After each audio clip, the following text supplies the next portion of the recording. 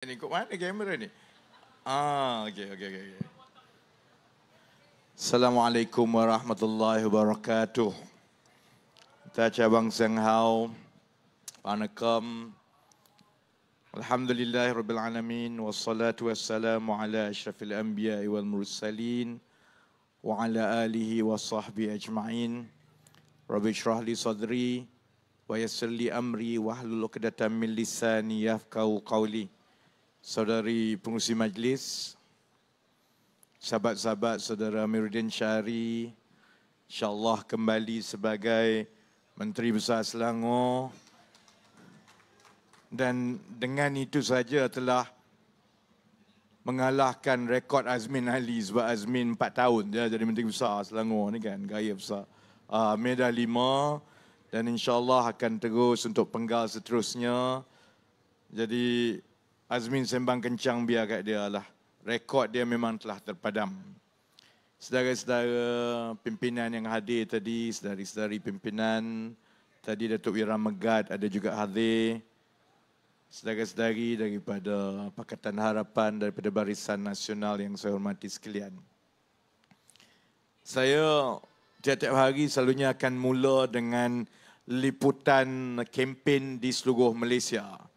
Dan saya dah jadi macam wartawan dah sekarang. Tiap-tiap hari saya tengok apa yang menarik untuk kita kongsi tentang liputan kempen. Sebelum saya mula menjawab mengenai isu-isu yang dibawa oleh lawan kita. Jadi hari ini ada beberapa perkara yang menarik mengenai kempen.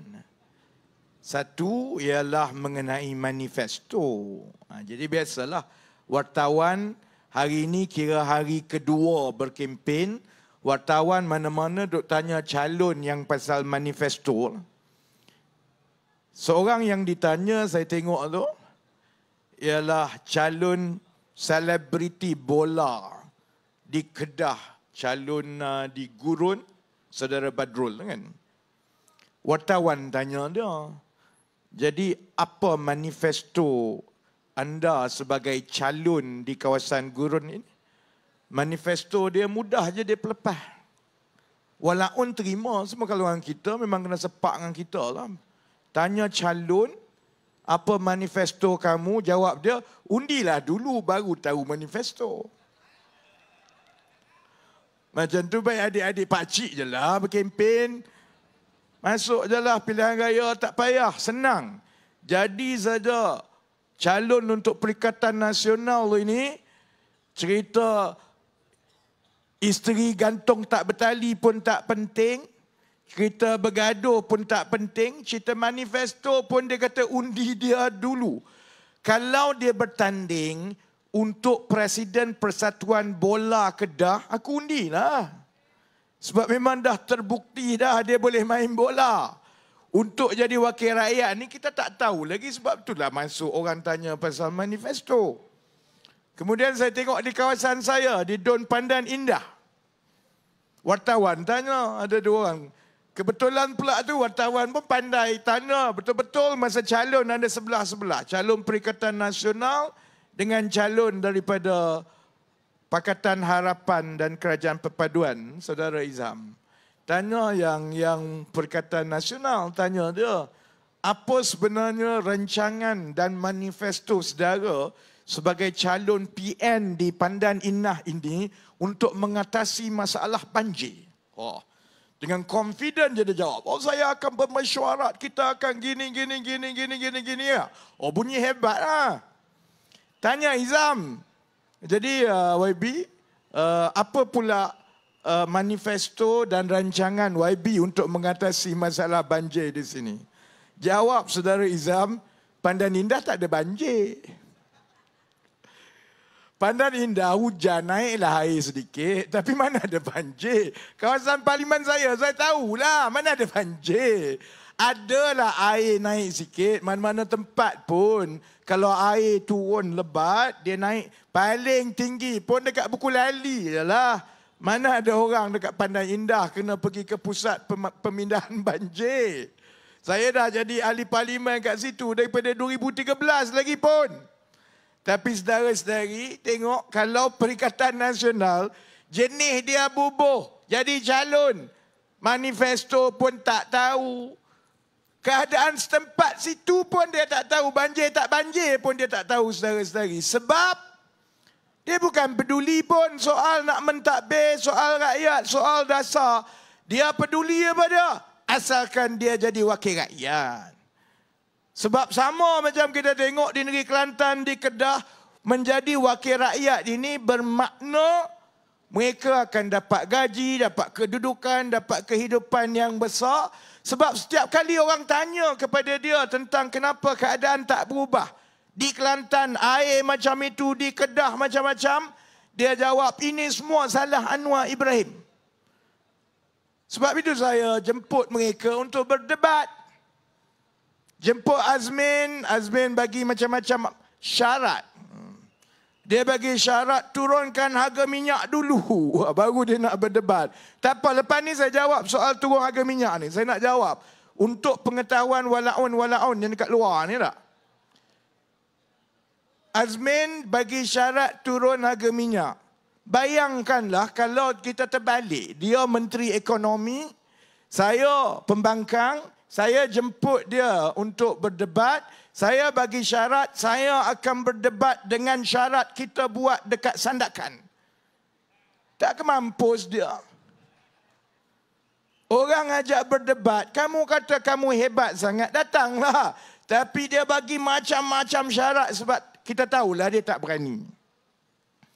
Saya pun kata tak apalah, Azmin memang kita tahulah dia bukan berani sangat. Kita jemput pula Sanusi. Sanusi kan panglima. Semua dia berani, dengan siapa dia tak berani. Dengan Sultan pun dia berani, saudara-saudari. Kita pun jemputlah Sanusi. Pun dia bagi macam-macam alasan lah. Ini takkan membantu ekonomi, pumpang. Dia ingat dia duk maki pelekeh, hina semua orang tu. Gigi aku pun dia hina. Amir punya inci pun dia hina. Anwar Ibrahim pun dia hina. Adik dia pun dia hina. Dia ingat yang itu boleh menaikkan ekonomi. Membaiki kedudukan orang Kedah. Tak apalah, kita tahu. Panglima tak panglima, dia tak berani. Saya pun jemputlah. Tengok ni, tengok satu. Mantan Menteri Ekonomi pun tak berani. Panglima pun tak berani. Baik, kita cari siapa lagi dalam Perikatan Nasional ni. Kita cari teknokrat yang dia kata manusia paling cerdik sekali ada dalam Perikatan Nasional. Ahli parlimen daripada Bacok. Tak apa. Kalau dalam parlimen tu, dialah yang bajet dan acah paling hebat sekali. Mengalahkan Gubernur Bank Negara. Kalau dalam, tengok Zahir gelak. Sebab gaya dia gaya ahli parlimen TikTok. Yang dia peduli, macam ahli parlimen Bacok ni tak, dia naik, asalkan dia boleh tanya soalan kontroversi, dia letak kat TikTok. Jadi walaupun semua kata, oh hebat, cerdiknya lah. Teknokrat daripada PAS ni. Sebab dia tak tunjukkan, dia kena balon bila kita jawab. Dia tak tunjuk yang itu. Jadi sebab itu saya kata, tak apa. Azmin tak berani, Sanusi tak berani. Kita jemput yang paling cerdik daripada semua kalangan yang kurang cerdik daripada Perikatan Nasional. Kita jemput ahli parlimen Bacok. Saya ingat dia memang pening macam mana aku nak buat dia. Sudah. Akhirnya, orang duk tanya dia bertalu-talu 2 hari. Dia letak gambar apa-apa dia buat pun dekat media sosial dia kena balon. Kau sanggup ke tidak, berani ke tidak, akhirnya dia pun jawab. Saya ingat ke dia nak jawab, dia nak berdebat lah. Dia jawab pantun, saudara-saudari. Saya dulu, kita kan dulu lah. Sekarang saya tak tahu kat sekolah ada lagi. Kan dulu dekat sekolah ada pertandingan debat, ada pertandingan forum remaja, ada pertandingan pantun, pesta pantun. Bayangkan kita masuk pertandingan debat. Lawan kita tengah berdebat. Dia yang lawan kita tu bangun-bangun dia berpantun, saudara-saudari. Bayangkan memang hakim kata kau ni gila ke apa? Salah pertandingan. Ini pertandingan debat yang kau berpantun tu kenapa? Dia bagi alasan tak dapat surat. Saya dah hantar surat petang tadi. Saya nak tengok kok kona baring mana lagi ni teknokrat PAS ni nak menjawab lepas ni. Kalau dia tanya, sebab selama ini, dia dok main sentimen dan berbohong dengan rakyat, konon kerajaan perpaduan ini tak ada hala tuju ekonomi. Konon Perdana Menteri sebagai Menteri Kawanan tak erti buat kerja. Konon Menteri Ekonomi ni formula saja banyak tapi tak boleh pakai. Sebab itu saya ajak berdebat. Daripada kau sembang kosong saja belakang-belakang, buat apa? Mai datang depan supaya semua pengundi seluruh rakyat Malaysia boleh bandingkan apa rekod prestasi dan juga apa kamu nak buat dengan apa yang telah kami buat, telah berjalan dan akan kami buat. Sebab setakat ini kalau saya tengok bab-bab idea dan rekod prestasi ini, ada satu benda saja yang saya kena akui, Pakatan Harapan dan Barisan Nasional kalah dengan PAS. Satu benda je. Daripada dulu kita tak pernah menang bab ini. Bab bila masuk pilihan raya, mereka ada macam-macam ciptaan. Ada wow besar lah. Ada kereta lah yang dengan logo PAS. Ada datang dengan bot logo PAS lah. Ada datang dengan meriam PAS lah. Yang itu kita kalah lah. Kita menang. Kalau bab itu pun kita masih lagi menang. Sebab dia duk bawa semua kereta kebal, bawa wow semua ni. Semua nampak cantik tapi tak boleh pakai saudara-saudari. Buat wow besar apa, wow besar tumbang. Bawa drone pun, drone jatuh. Sebab akhirnya kita semua tahu rekod mereka sembang kencang tapi bila mentadbir kita boleh bandingkan Selangor dengan Kelantan. Sebab itu saya ulang berkali-kali, saya tanya, yang kamu nak sangat ambil Selangor, nak sangat menang Negeri Sembilan Pulau Pinang, kamu ni nak buat apa sebenarnya untuk negeri dan rakyat Selangor? Untuk Negeri Sembilan, untuk Pulau Pinang. Sebab kita dah tengok dah di Kelantan, di Terengganu dan di Kedah, rekod kamu mentadbir memiskinkan rakyat. Selangor berada di kedudukan yang tinggi, negeri yang paling kaya, pendapatan rakyat yang paling tinggi, sumbangan kepada pertumbuhan dan juga kemajuan ekonomi nombor 1 dalam Malaysia. Pulau Pinang pun macam itu. Negeri Sembilan walaupun tidak dapat peruntukan dan tumpuan industri, kalau banding peruntukan persekutuan kepada Negeri Sembilan berbanding dengan Kedah, dengan Kelantan, dengan Terengganu, walaupun Negeri Sembilan lebih rendah, tapi sebenarnya Negeri Sembilan lagi kaya. Rizab lagi tinggi. Gaji rakyat lagi tinggi. Kekayaan rakyat lagi baik. Jadi sebab itu saya dok tanya tiap-tiap malam sebenarnya, kamu nak mentadbir, nak ambil alih ni, kamu nak buat apa? Bab ini yang diorang, bila dia tak boleh jawab, maka dia dok ulang yang sama. Oh korang, kamu ni raja formula. Saudara-saudari, nak mentadbir memanglah kena ada idea. Kita nak kena tunjukkan kepada rakyat, kalau kita ambil alih dengan masalah yang ada pada ketika itu, sebenarnya apa yang kita akan buat dan bagaimana cara kita mentadbir untuk menyelesaikan masalah itu. Kalau kamu nak mentadbir dan nak ambil alih kerajaan, tapi satu apa pun tak ada dalam kepala, hasilnya ialah apa yang kita lihat di Kelantan, macam saya sebut, Kelantan sebelum Starbucks masuk Malaysia pun Kelantan dah 30 tahun ada Starbucks. Saudara-saudari. Dia masuk, masalah ada, kemiskinan ada, masalah air ada, tapi dia tak ada formula. Formula dia yang dia sangat bagus ialah beli Mercedes. Sebab tu kita tanya dia, korang boleh kutuk macam-macam formula tak formula, tapi saudara-saudari, formula memang diperlukan untuk menyelesaikan masalah rakyat. Kalau formula kamu tak ada, buat apa kamu jadi menteri? Oh, dia pun jawab terus. Oh, sebenarnya menteri tak perlu cerdik. Sebab menteri tak perlu cerdik. Sebab dia boleh tanya pegawai-pegawai. Bodoh betul. Kalau dah pegawai lagi cerdik daripada menteri, baik pegawai jadi menteri. Buat apa pegawai jadi pegawai? Biar pegawai lah jadi menteri. Kamu nak jadi menteri tapi kamu bodoh nak tanya pegawai. Itulah yang jadi masa 33 bulan PAS Bersatu ada dalam kerajaan saudara-saudari.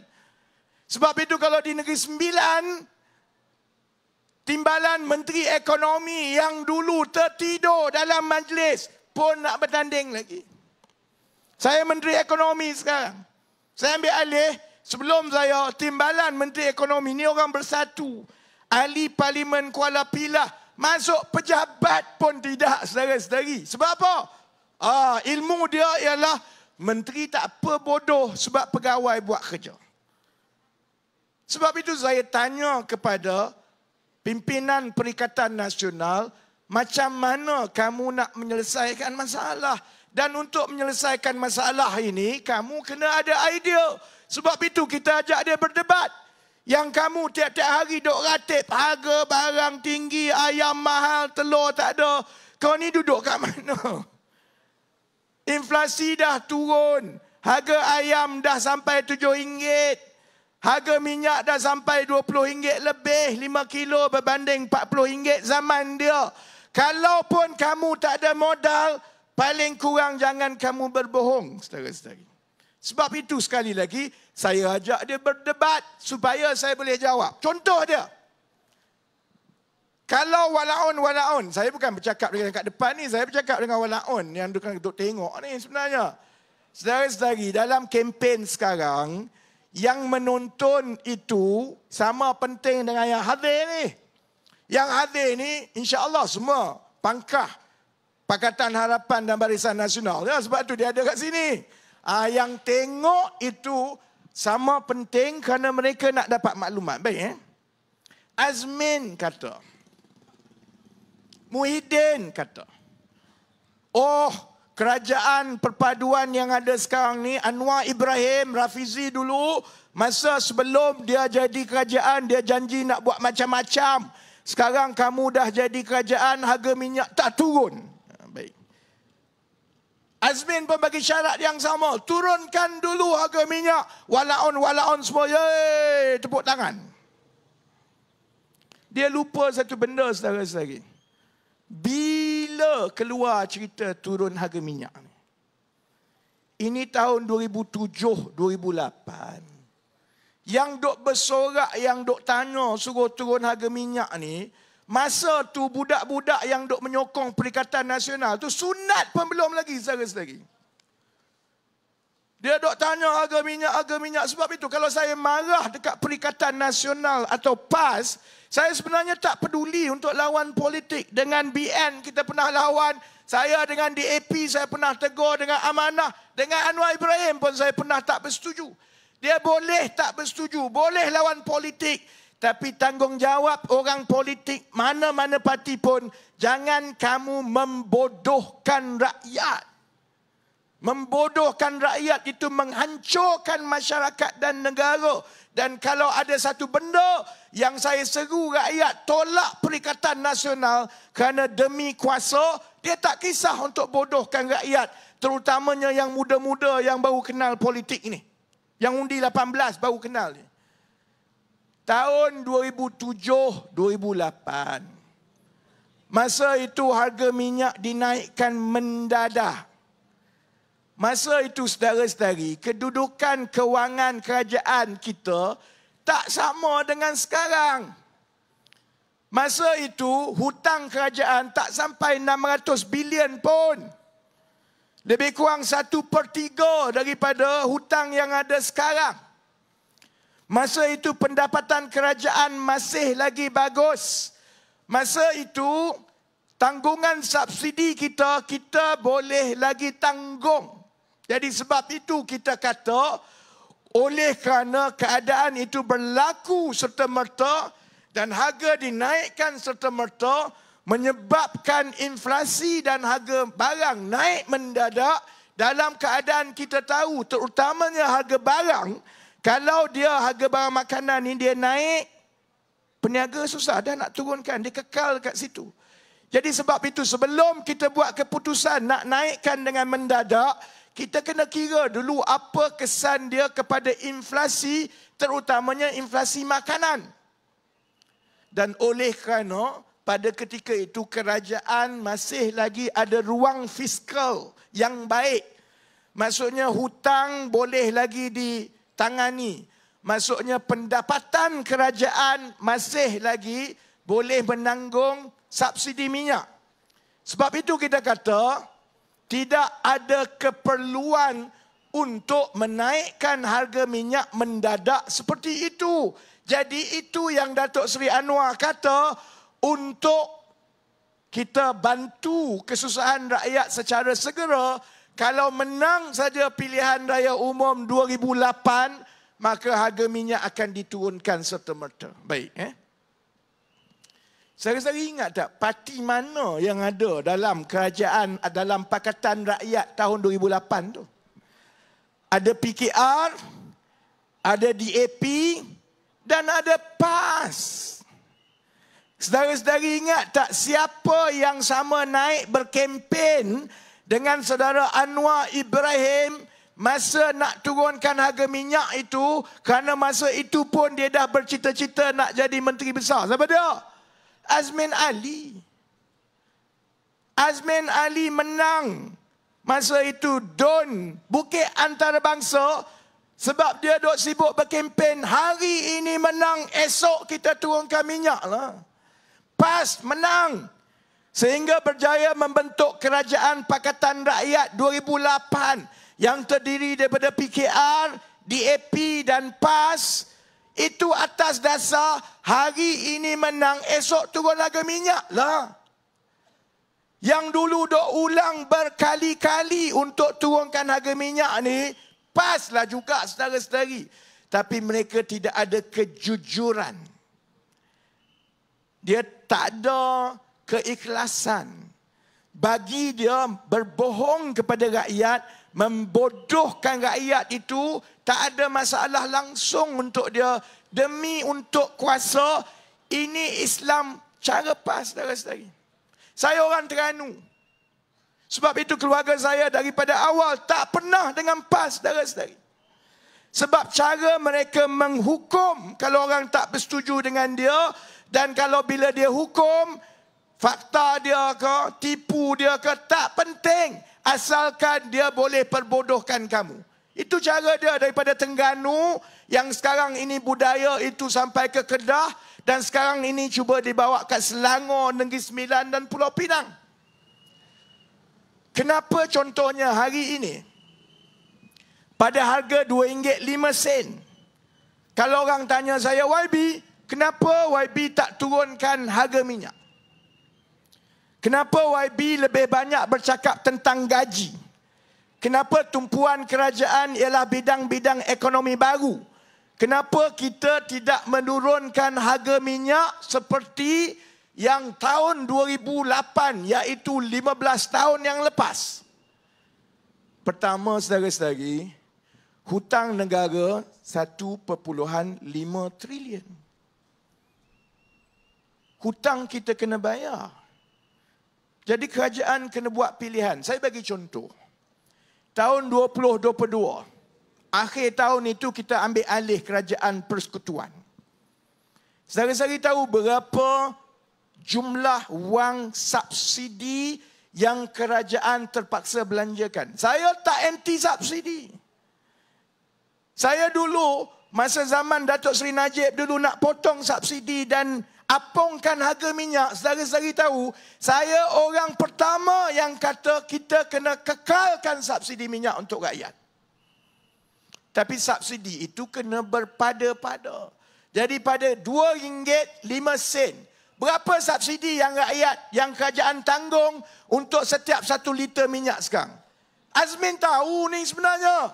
Tapi dia buat-buat kabur sebab hidup dia kabur, saudara-saudari. Berapa untuk 1 liter minyak bila kita isi RM2.05, berapa yang ditanggung oleh rakyat, oleh kerajaan? RM1, saudara-saudara. Harga minyak RON 95 yang kita bayar sekarang ini, harganya hanyalah 2/3 daripada harga sebenar. Harga sebenar sekitar RM3.10. Kalau kita nak turunkan harga minyak, kita kena tengok pada kadar RM2.05, setiap 1 liter RM1, berapa jumlah wang yang kerajaan belanjakan untuk mengekalkan harga pada RM2.05. Untuk RON 95, sekitar 25 bilion setahun. Tahun lepas, subsidi RON 95, subsidi diesel dengan subsidi elektrik mencecah lebih 80 bilion setiap tahun. Berapa sumber wang pendapatan kerajaan? Lebih kurang 300 bilion lah, lebih kurang. Campur tolak semua lebih kurang 300 bilion. Jadi kalau kerajaan dah kena bayar subsidi sampai 80 bilion, bayar lagi interest atas hutang lebih kurang 30 bilion. Bayar gaji pekerja semua beratus-ratus bilion. Bayar sewa, bayar perbelanjaan kerajaan. Akhirnya duit tu habis semua. Jadi macam mana kita nak bantu rakyat untuk naikkan gaji? Macam mana kita nak bantu rakyat untuk bina lebih banyak rumah-rumah? Macam mana kita nak bina program basmi kemiskinan yang mengubah kehidupan rakyat? Sebab itu dalam keadaan sekarang, pada harga minyak mentah $80 satu tong, yang bermakna setiap 1 liter kerajaan kena bagi RM1 untuk mengekalkan harga pada RM2.05. Kalau nak menang pilihan raya, saudara-saudari, mudah je. Saya dengan Datuk Seri Anwar Ibrahim kata, jom kita turunkan harga minyak 20 sen. Habis semua orang akan undi, insya-Allah. Tapi maknanya akan ada gaji cikgu yang dipotong. Akan ada perumahan-perumahan rakyat termiskin yang tak berjalan. Air, bekalan air di Kelantan, di Sabah, bekalan air di Selangor kita tak dapat perbaiki. Anak-anak yang masuk universiti kita tak boleh bantu. Jadi saudara-saudari, beritahu saya, yang mana sebenarnya yang lebih bertanggungjawab ni?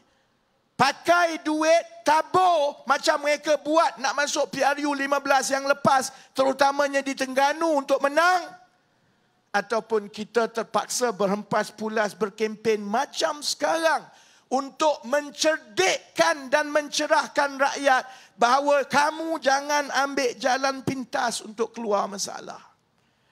Kita sampai ke peringkat hutang 1.5 trilion. Subsidi sampai itu saja, tak boleh buat benda lain, 80 bilion.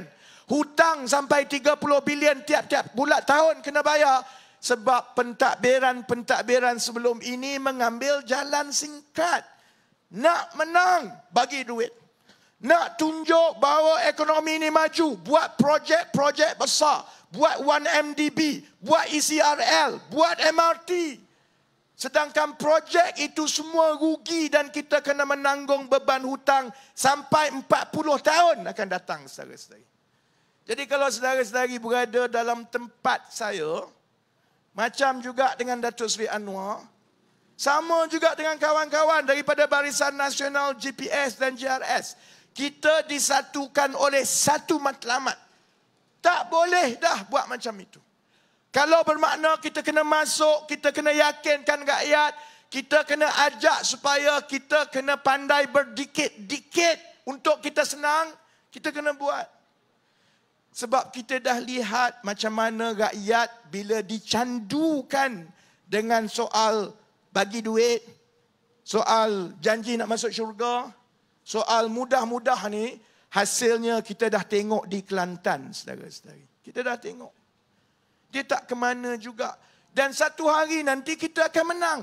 Saya yakin kita akan menang di Kelantan. Kalau tak sekarang, pilihan raya akan datang kita menang. Sebab mustahil rakyat Kelantan boleh menanggung air Starbucks untuk 5 tahun lagi.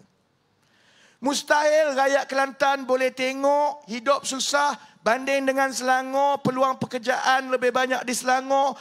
Anak-anak muda di Kelantan semua duduk kat Selangor. Mak ayah nak tunggu, tengok anak kena tunggu masa pilihan raya. Saudara-saudari. Masa raya balik jam satu negeri sebab semua anak-anak muda duduk kat luar. Saya yakin orang Kelantan akhirnya boleh nampak, tetapi bila kita ambil alih kerajaan perpaduan, ambil alih contohnya negeri Kelantan, kita ambil alih dalam keadaan yang parah. Hutang teruk. Perbelanjaan banyak kena buat. Dalam keadaan sebenarnya, kalaulah kita mula daripada sekarang, insya-Allah saya yakin kita boleh ubah sedikit demi sedikit, walaupun cara itu payah. Baik. Sebab itu, kita perlu berdebat. Mereka kata kerajaan perpaduan gagal menguruskan ekonomi. Dia kata kerajaan perpaduan tidak ada hala tuju ekonomi. Kalau betul kami gagal, kalau betul kami tak ada hala tuju, bukankah cara terbaik untuk memampuskan kerjaya politik saya ialah datang berdebat dengan saya lah. Kalau kamu rasa kamu cerdik sangat, tahu sangat nak buat, datanglah berdebat. Sebab aku kan tak cerdik, tak tahu, tak ada hala tuju. Sebab itu saya nak tunggu syair ni, apa nama dia, Ahli Parlimen Bacuk ni, nama pun tak tahu dah. Saya tunggu dia sebab saya nak tengok, saya nak tanya, kita dah bentangkan hala tuju ekonomi kita. Ekonomi madani setakat ini tidak ada satu kritikan besar pun, baik daripada pasaran modal kita, baik daripada pelabur antarabangsa, hatta apatah lagi daripada Perikatan Nasional sendiri. Tak ada. Sekali-sekali ada dengar Azmin ke, Razi Jidin ke, Sanusi ke, Ahli Parlimen Bacuk ke, yang kritik secara terperinci tentang perancangan ekonomi madani. Dia tak boleh. Kamu nak kritik macam mananya, perancangan itu bagus. Kita nak perkenalkan sektor-sektor bernilai tinggi yang baru, dan kita dah tunjukkan bukan saja kita bercakap, dah berlaku pun. Kita dah lancarkan pelan peralihan tenaga. Kita dah dapat pun pelaburan 25 bilion. Kita dah dapat pun komitmen untuk mewujudkan 23,000 pekerja baru. Jadi, kok mana dia nak komen? Sebab zaman dia 33 bulan, satu perancangan pun dia tak ada. Satu sektor baru pun dia tak boleh wujudkan saudara-saudari. Kita dah tengok hasil dia, pasaran saham mula naik. Dalam tempoh 1 minggu, pasaran saham naik 80 mata, yang bersamaan dengan lebih kurang hampir 1 bilion ringgit dana bersih pelabur asing masuk ke pasaran saham. Kita dah tengok hasil dia, inflasi sudah turun. Yang tak percaya kata inflasi turun, pergilah ke supermarket. Ayam berapa, minyak berapa. Jadi kod mana? Sebab itu saya tahu dia akan cuba cari jalan untuk dia tak datang berdebat. Sebab saya tahu dia apatah dia nak bentangkan perancangan dia, dia nak kritik ekonomi madani sampai sekarang pun dia masih belum lagi cari jalan, tak tahu nak kritik kat mana. Akhirnya dia akan ulang benda yang sama yang membodohkan rakyat, terutamanya orang-orang muda yang macam saya kata masa zaman 2008 tu bersunat pun belum lagi. Dia akan cerita, yang ini janji tak ditunai. Cuba cerita janji mana yang tak ditunai. Cuba cerita. Saya berkempen PRU 15, 7 bulan lepas. Saya senaraikan 5 perkara yang PKR akan tumpukan kalau kita jadi kerajaan. Saya berkempen dalam kempen Ayuh Malaysia. 5 perkara yang mengundi Pakatan Harapan semua tahu. Pertama, kita kata kita nak lonjakkan tenaga boleh baru. Dah buat, saudara-saudari. Dah dapat pelaburan 25 bilion. 7 bulan saja. Kedua, saya sebut keterjaminan makanan. Kita akan tumpu untuk memastikan pertanian moden bercambah di Malaysia dan buka ruang sepenuhnya kepada yang muda untuk menyertai pertanian moden. Dah buat. Saya dah lancar minggu lepas 1,000 ekar pertama. Lebih kurang 4,000 orang peserta. Hasil pun dah boleh petik. Di Selangor dah boleh petik. Di Putrajaya insya-Allah minggu depan kita dah boleh petik. Kok mana tak buat? Nu kamu di Kelantan, di Kedah, tanah banyak-banyak yang korang tak buat selama ni, kenapa? Dah buat. Yang ketiga, saya kata untuk meningkatkan kemahiran bekerja TVET, Technical Vocational. Dah buat minggu depan. Bukan minggu depan lah, esok lusa dia. Kita akan lancarkan Academy in Industry yang buka kerja kepada lapisan pelajar-pelajar 20,000 orang batch pertama yang melibatkan pengilang-pengilang terbesar di negara ini. Keluar saja sekolah, tak payah pergi universiti, tak payah pergi institut. Boleh kerja terus, gaji lebih kurang RM2,000 campur dengan overtime. Dapat ganjaran kerajaan, lepas 18 bulan dapat sijil kemahiran. Tak payah belajar macam dulu, boleh terus kerja dan daripada sijil kemahiran di tempat kerja, kita akan bangunkan selepas itu dia dapat diploma di tempat kerja dan daripada dia bekerja akhirnya dia dapat ijazah. Sama macam yang kerajaan Jerman buat. Dah buat. Keempat, saya janji kata tumpuan keadilan bila kita menang, ialah mendemokrasikan pendidikan melalui pendigitalan. Kita nak pastikan anak-anak kita kreatif, ada inovasi. Kita nak pastikan kualiti anak-anak kita ini boleh bersaing dalam ekonomi digital. Sebahagiannya telah pun saudara-saudari nampak. Sebab itu kita buat program Inovaton, saudara-saudari. Supaya budaya inovasi ini kita budayakan daripada bawah. Kita tunjukkan ada saja budak-budak sekolah yang lagi cerdik daripada menteri-menteri besar PAS. Dia boleh fikirkan ciptaan dia, ada pandangan teknikal, ada elektronik. Dia boleh ke depan dengan hakim dan ada yang telah dapat pelaburan pada masa itu juga. Ada satu saja lagi yang saya belum sentuh.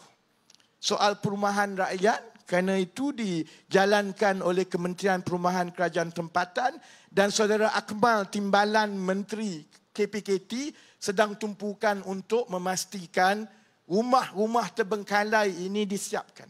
Jadi kod mananya yang kata janji-janji tidak ditunai? Lawan politik boleh, jangan bohong. Lawan politik boleh. Tapi mestilah kita berlawan atas landasan idea, cadangan yang boleh bawa kebaikan kepada rakyat. Jangan kita menimbulkan kebencian semata-mata supaya ada 10-20 orang daripada parti kamu menjadi wakil rakyat. Jadi sebab itu, saya kalau masa musim pilihan raya kena berhenti awal. Takut terlajak nanti. Nanti tak pasal-pasal MB lepas ini kena dicabar di mahkamah. Kerana timbalan Presiden PKR berceramah lebih 2 minit daripada masa yang ditetapkan. Saya ucap terima kasih banyak-banyak kepada kawan-kawan di sini. Kita ada 2 minggu lagi. Saya yakin saudara-saudari akan buat keputusan yang betul. Dan saya harap bahawa ini bukan soal parti aku lawan parti kamu. Soal parti ini sebenarnya saudara-saudari pun tahu parti bertukar-tukar. Yang pernah berlawan jadi kawan, yang pernah kata parti ajaran sesat sekarang dah jadi Mursyidul Ampas. Yang pernah kata PAS ni kafir sekarang duduk atas pentas PAS pakai baju hijau. Kita semua tahu saudara-saudari, parti ini bertukar-tukar. Tapi negara kalau tergelincir bukan mudah untuk kita bawa balik di landasan yang betul. Sebab tergelincirnya negara maksudnya hutang berlipat kali ganda. Maksudnya negara lain di rantau kita akan terus meninggalkan kita. Maksudnya negara kita tidak lagi dihormati. Saudara-saudari katalah apa pasal Anwar Ibrahim. Tapi kita kena terima hakikat bahawa sebagai Perdana Menteri berbanding dengan Muhyiddin, saudara Anwar jauh lebih dihormati sebagai pemimpin dunia. Saudara-saudari. Dia meletakkan negara di tahap sebagai pemimpin serantau dan pemimpin dunia Islam. Sebab itu zaman Azmin, kalau Azmin menghabiskan duit rakyat pergi ke Amerika Syarikat nak pujuk Elon Musk, jumpa Elon Musk pun dia tak dapat. Paling hebat dia ambil gambar selfie depan pejabat SpaceX. Bukan aku tak tahu. Habis ratus gelak. Habis ratus-ratus ribu pakai duit rakyat. Masuk pejabat pun saya tak tahu ambil gambar selfie depan SpaceX. Busuk-busuk Anwar Ibrahim yang kamu duk kata, ini walaupun duk maki semua. Dia Perdana Menteri pertama yang boleh bercakap dan meyakinkan industrialis paling besar dalam dunia. Negara kita di landasan yang baik, kita semakin dihormati. Bila kami lancar pelan peralihan tenaga, pelabur antarabangsa mengatakan bahawa Malaysia berada di kedudukan nombor 1 untuk menjadi pemimpin rantau ini dalam peralihan tenaga. Saudara-saudari, kita ada landasan yang baik. Sebab itu saya sebenarnya dia tak ada kesan ni pilihan raya negeri kepada kerajaan persekutuan. Sedikit pun tak ada kesan. Tapi kita nak teruskan momentum ini dan kita nak hentikan pembodohan rakyat supaya kita boleh tumpu untuk kita bina balik negara kita supaya kerajaan perpaduan, satu-satunya kerajaan yang menggabungkan semua yang boleh bawa kita ke depan. Kerajaan ini diberi ruang sebaiknya untuk kita membela nasib rakyat dan menaikkan martabat negara kita. Jadi dengan itu, saya ucap terima kasih kepada yang hadir. Saya pun memang nak balik, esok saya kena mula pukul 7 pagi kat pejabat kan. Jadi insyaAllah saya doakan yang terbaik. Grand finale kita pun insyaAllah di dalam Gombak. Jadi kalau saya ingat, saya ada satu lagi jadual di Gombak sebelum grand finale. Dan kalau kita tak jumpa di satu lagi jadual di Gombak, insyaAllah kita jumpa masa grand finale 1 hari sebelum kita keluar mengundi, saudara-saudari. Jadi terima kasih banyak-banyak. Kita doa-doalah teknokrat hebat daripada Bacok ini akhirnya ada keberanian sedikit berbanding dengan senior-senior dia dalam parti untuk berdebat dan tampil dengan rakyat. Itu insya-Allah pada 9 Ogos, 4 hari sebelum kita mengundi. Jadi dengan itu, terima kasih banyak-banyak. Saya sudahi kepada sahabat-sahabat Sese, Nandri, Vanakam, wabillahi taufiq wal hidayah. Wassalamualaikum warahmatullahi wabarakatuh.